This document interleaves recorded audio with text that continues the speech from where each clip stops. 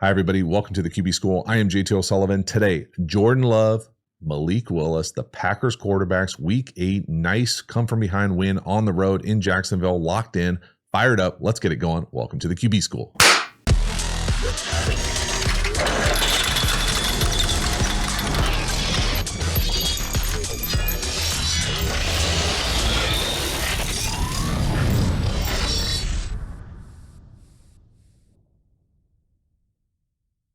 Before we dive into the video, quick reminder about the Quarterback School Patreon community. This group is the foundation, the bedrock of the channel. Not only is it a great, inexpensive way to support the channel, but you get even more Quarterback School content. So hop over there, join, become a member. I appreciate your support. As for this video, let's get into it. Jordan Love, the Packers, Week 8, Jacksonville. Will come from behind win.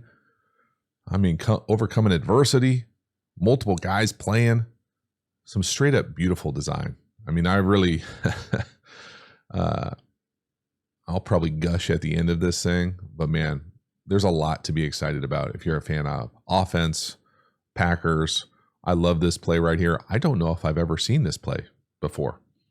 So normally I would say this, when you get this kind of relationship, you're going to get double crossers. So one of these is going to look some version of that. I don't know if I've ever seen both guys come in and essentially run these kind of over sails back out the other way. Normally, you'll maybe have one of them and the other one will kind of set it over the top with a post, so they're in the same direction. It's pretty rare to have the same route deep down the field on opposite sides here like this, and that's not a great drawing. But this is just one of those things where I just continue to appreciate the design, the offensive architecture, and we've got some dudes out there, some young guys that can play all over the place. I mean, really, right here, big play action shot. It's going to take some better throws down the field for hookups, but really everybody's open. Maybe the check down up top isn't there, but everybody's going to get an opportunity. And Jordan Love continues to have that kind of gunslinger-ish vibe, but great rhythm, unbelievable arm talent, great touch, puts it right on him. I'm not sure what long hair is watching down here to the bottom with on the 39, but that is not a number one's up play.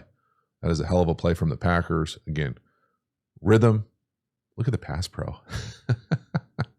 It's awesome. Right up on his face, big chunk. Let's go. Next one here, 1st and 10. We're going to get slot pressure down here to the bottom. We're going to have Dobbs on a little, call it short post, slant, whatever you want to call it. No chance for the safety coming from the heavens to cover this. I mean, that's just way too much space. Again, the play calling is outstanding. Having the answer, super decisive, taking advantage of that space at that time. Great rhythm, puts it right on him, yak. There's just so much to like. I mean, I'm not going to sit here and make excuses for whatever the hell Jacksonville's doing on defense. But to ask a safety who's standing right here to cover this route, whether this is supposed to be a choice, an option, a slant, you have no chance. There is 0% chance. The only thing you have is maybe he'll fall. Because this has got, we're going to pressure from here. It's going to create a huge window. I mean, we could throw that thing left-handed, kick it to him, hacky sack it to him. It doesn't matter what the hell you do to him. This is great design. Put it right on him, wide open, never close to him. Big little mini chunk, and that's just too easy. It really is too easy. But it's an output of excellent execution, design, play call, offensive architecture. Let's roll. Next one here, 3rd and 5. We're going to work a little stick down here to the bottom, number 1. They're going to be in Tampa, and we're just going to make it eat here. Zone coverage, put it right on him. Again, super decisive. You know, this throw may be a little low, but we're going to present like it's closed, right? They're trying to make it look like it's middle field closed. At the snap of this thing, he's going to try to get to Tampa. So we're going to open to the number 3 here, and he's going to try to run to the middle of the field. All we're going to do here is run up, run that little stick route, pair it with a little flat. We're going to have the curl defender and the flat defender. And just because they have 2, it doesn't mean that they're going to be able to cover it. So we're going to throw it away from the near defender, away from that curl defender, get it up and down before the flat defender can collision us. He's got the flat pulling him wide. And there it is. And just attacking that space. So super decisive, clean, 3rd and 5, stick route. Too easy. Next one here, interception. So this is a tough one. Anytime you have a, interception in the red zone, certainly worth a lot of criticism, critique, better understanding about what the hell's going on here. I don't know if I have anything constructive necessarily to offer other than the fact that that's a hell of a play by that defender. I mean, we throw this with great anticipation. So what ends up happening here is we're going to run this little intermediate out. I think they run it with a corner. And then this little, like what I'm used to calling a little shin route, short in route. So again, I'll pause this thing, but we play this thing with anticipation. I don't think this is necessarily a bad throw either. I think it's a great break right here. You know, I think maybe the thing you could pay attention to here is, and I don't even know how you would classify this defensively. I think originally I wanted to say that this is like some version of cover 7. So this would be Meg. He's got man everywhere he goes. And then we're essentially like coning this. Okay, so there's 8 billion different ways to talk about how they're going to combo this thing. But these two have those 3 defenders over the top, 3 over 2. And so when we come out and work this out route, you know, technically this star nickel defender has outside leverage on us. So maybe that would be the decision to not go there. You know, anytime we get what I'm used to calling some version of cover 7. So I'm going to call this brackets right here. I think the easiest way to think of this is beater wise is if you're going to stay in traditional splits is you want guys going in the same direction. And that's what happens here, right? We got corner out. Well, they cover it. You know, they make a lot of money too. I don't know what else to say here. Play this thing out as far as the anticipation. At the top of this thing, I'll show you exactly when he lets it go. Great base, ball out on one hitch. He's throwing it right there. Dobbs is not out of the break. I think maybe, you know, being super critical of this route, you know, it's a little choppy at the top as opposed to who knows how they teach it. Now, are they teaching it square out? Are they teaching it rolled out? You know, is he chopping because the guy's standing right there and he doesn't want to run right into him? All those are valid questions that I'm never going to know the answer to because we're not in those meetings.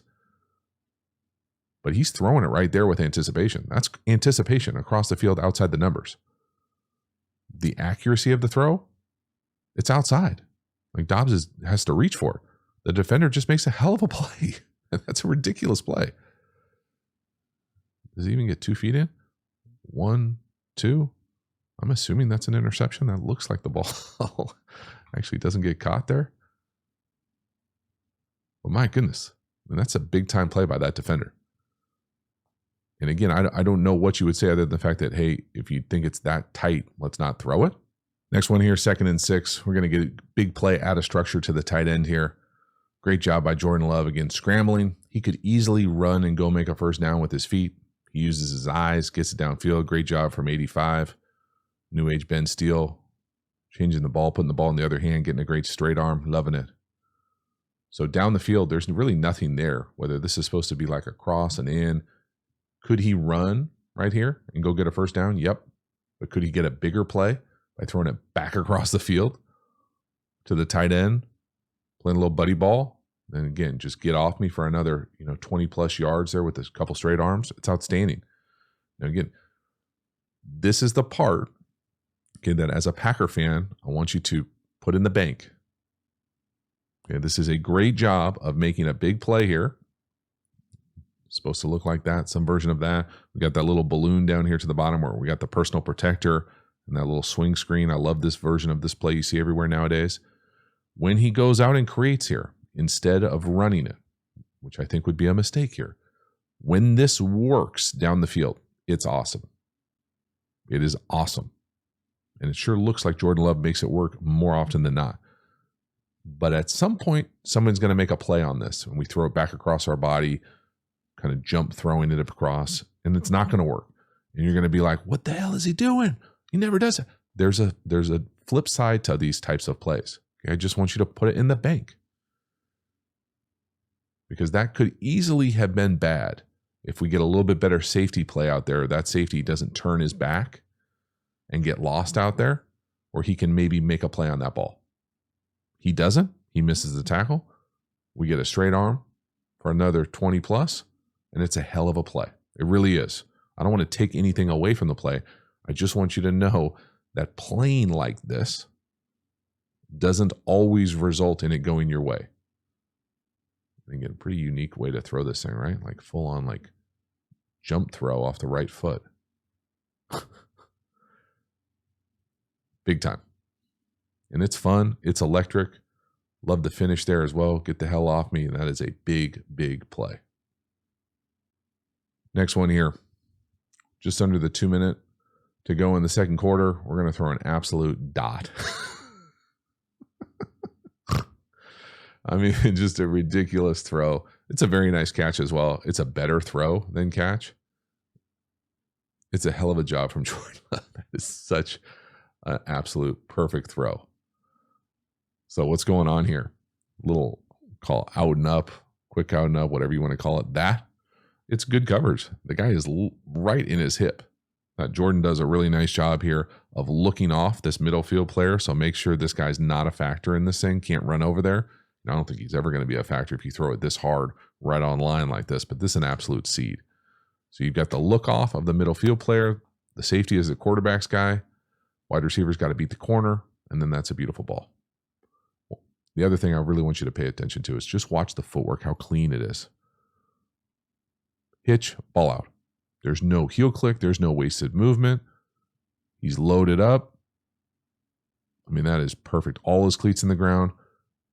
Driving that thing before Dobbs even comes out of the break. That is such an impressive throw. Holy moly. Make it look easy too. Dot. Watch him look off. So again, we're getting spider cammed here a little bit with the helmet, but watch his helmet stripe. Look to the left right there. Hold that middle field player. All his cleats in the ground. One hitch. Look at that. Throwing position. Outstanding. Rip it. Oh my God. Middle of the bullseye. Next one here, 3rd and 7. This is a bit of a bummer. This to me is a 4-point third down here. We're going to throw a little back shoulder to the bottom. You know, I think the throw is probably a tick wider than we can handle. I personally would prefer Jordan Love to use that clean precision footwork we saw the last time. To me here, this time he's kind of moving backwards, falling to his left, and the ball goes to the left. And again, this can sound super critical, but to me here, the back of this thing is not as kind of, you can see the force generating towards the target as opposed to the force kind of moving backwards, jumping backwards, falling off to the left. And again, guess where the ball goes? To the left. So again, just be real critical of the top of the drop here. So 3rd and 7, going to be a tough look. See him kind of like falling off to the left as he throws this thing. So it's kind of like a, yeah. And again, the ball just has a tendency to go to however you want to finish these throws. So you can't quite get through it. You're falling off to the left, jump throwing this thing. And it just is the little inches out of chance here for this thing to be a very nice back shoulder play. I just feel like this is one of the few instances in this game where he felt like he made this a little bit more difficult than it has to be as far as falling out of this thing to the left, as opposed to maybe the normal kind of tight recoil, balanced rhythm that we see from Jordan Love ripping the ball down the field. All right, we are into the third quarter, and we have Malik Willis in the game. 3rd and 4. We're going to work this little like whip or return up top to the number 1. And this is a very nice job for Malik Willis as far as coming into the game, pocket presence, 3rd down, not bailing out of there, keeping his base as he waits for this thing to open. Now, is it a perfect throw? No.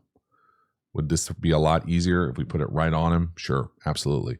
Up, sell like you're coming across on the little whip, arrow return, put it back on him.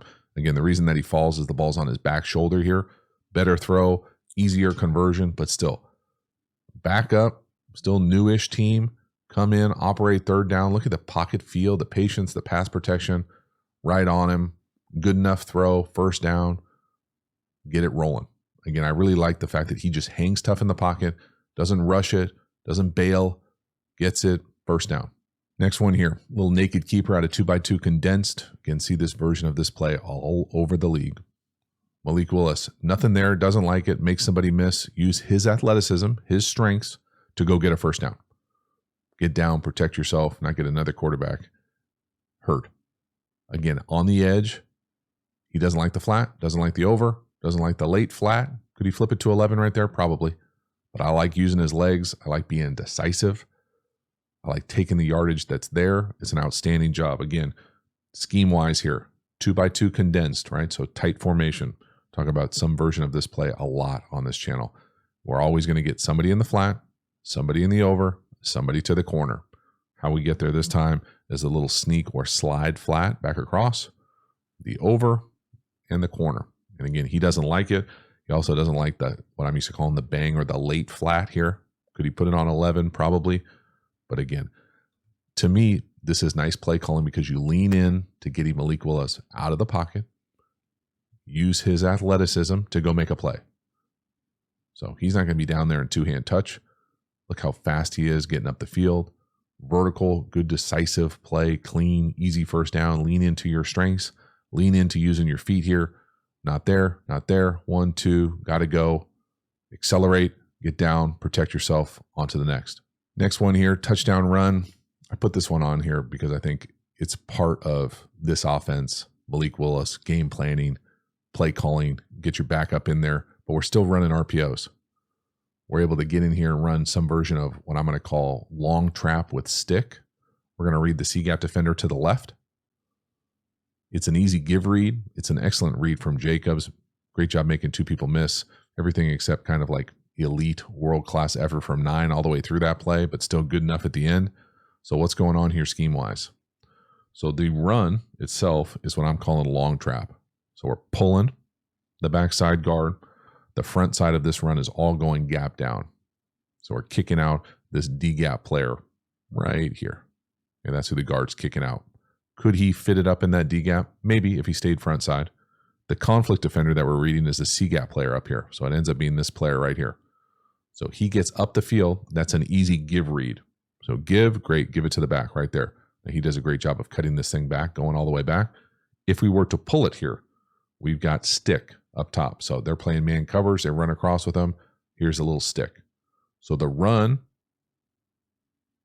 long trap, the pass, stick, option, backup quarterback, operating at a high level. And it's a great run as well. Talk a lot about these gap runs where the big runs come out the backside. There it is. Whoop. Make somebody miss. Whoop. 9. Keep blocking. Keep blocking. Keep blocking. Great finish. Love it. And again, so we're reading 5 on the left, or the C-gap player. He gets up the field to surf it. Great. That's an easy give. Again, could you fit it up and run it between the right tackle and tight end right here to the right? Yeah, you probably could. It's a better play, though, out the backside. So great read, great bounce cut, 2 great cuts, nice strength, finish, get in the end zone. Hell yeah. Next one here, we're up 3. This is a wild touchdown pass. I'm not going to even sit here and try to fool you into thinking that I know how this play is played, because I don't.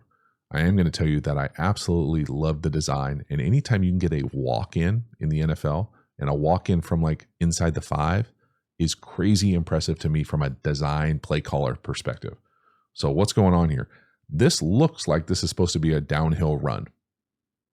Okay, these guys are coming off the ball like they're run blocking. This doesn't look like play action to me. These guys are they're not running routes. So whatever the run part of this is, I don't know what we're reading, but the part I want you to pay attention to is the wing and the inline tight end. So this is the touchdown. So what he's going to do here is engage.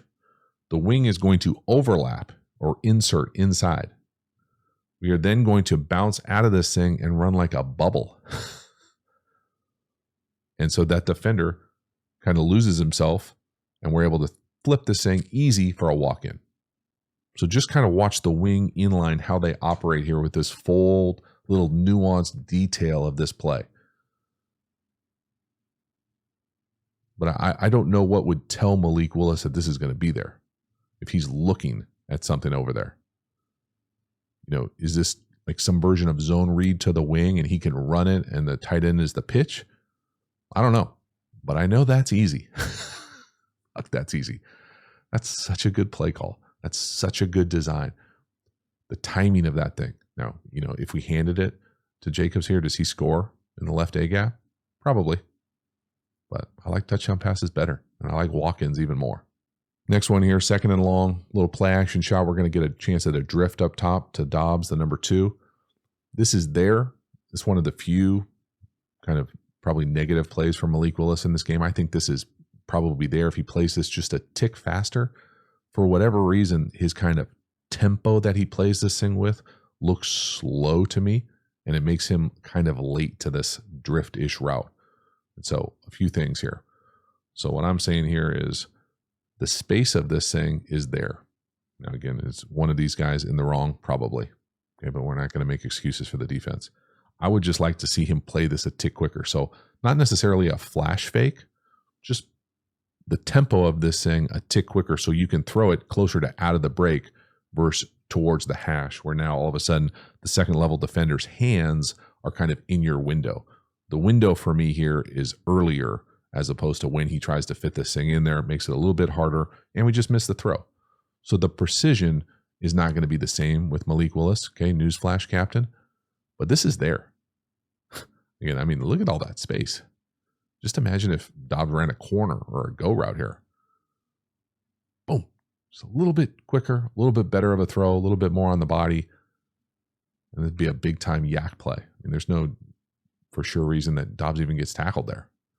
Make somebody miss into the house. But again, to me, he's open right there. And we're just still a little bit late getting it to him. And again, the ball's a little bit out in front as well. So we miss or late. The timing of it is not quite as precise as some of the other things. But again, it could have been a nice play. So last one here, talk situation. We're tied 27-27, 95 seconds left to go. 2nd and 6. We got our backup quarterback in. We're going to be in a 2x2 condensed formation. It looks like we've got multiple plays called in the huddle, like we're killing or canning something at the line of scrimmage with the backup quarterback, and we get to leak down the field. It is a beautiful throw. So the process, the communication, even the ability to get to this is outstanding from an offensive architecture structure-wise. It's a great play from the backup quarterback, the design. Look at the play action, the pass pro, no one around us. It's a beautiful throw.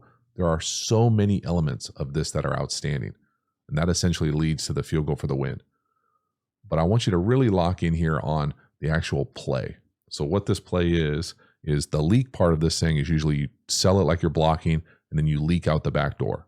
It's almost universally paired with an over, and then the front side route usually comes in and tries to capture the middle field player or near safety and run it back out like a deep flag or pylon. The part I want you to pay attention to is the second level of the defense. So when you do this and you boot away from it, these second level defenders are often taught to robot. So what robot means is the way that the quarterback boots out, you turn that way as well, and you try to hunt up these crossers. So you robot, turn, and go hunt them up. Well, when you do that, we are now going to create an even bigger window out here for the leak. So it's just this perfect synchronized kind of dance with the communication to get the coverage that you want to run it against. There's the robot. You can see 23 and 33. I mean, they literally turn and robot at the same time together. So boop, boop. As we're doing that, we have not exited out yet on the leak. So just a beautiful job here. Watch that little combo robot. Boop. Helps when the other guy falls. We get a little turf monster snipe. Get a little rub at the bottom as well, it looks like, from Watson. Thank you for that. Tick. And we're off. Trip fall. Robot. Big chunk. Massive play. And essentially a walk-off at that point. Get down there, kick a field goal, and that thing's a wrap. But the communication, the structure to be able to even do this, and it's a great play for Malik Willis. It's a beautiful throw. It's a big-time hookup call, all of the above. That's a hell of a win. So that is a wrap. Jordan Love doing Jordan Love things. Hopefully he's all right. I didn't actually go back and look to see exactly what the injury is or how severe it is. Hopefully he's back soon. Love watching him play. Really enjoy this offense at all different levels of that thing. But to have Malik Willis come in, operate a comeback, play at a high level, lean into his strengths, just really a thing of beauty and really an impressive thing for the quarterback room as a whole. You overlay that, okay, Jordan Love's skill set, arm talent, rhythm, the ability that he's able to play with, the gunslinger element of it, with Malik Willis coming in, leaning into his strengths, using his legs, using his arms, the ability at the end to get to that leak play, elite. And then the part that I just can't quite get enough of that I really, really enjoy about this offense is the offensive architecture, the play calling, the design. The ability to get a walk-in touchdown pass from within the 5-yard line of the tight red zone, to me, is elite. Then you overlay the RPO, the ability that he's essentially they are able to create positive, easy-ish plays for multiple quarterbacks. They got a lot of talented guys on the perimeter. The run game, the play action, we're scheming people open in different elements of it. Just overall, a true pleasure to watch offensively.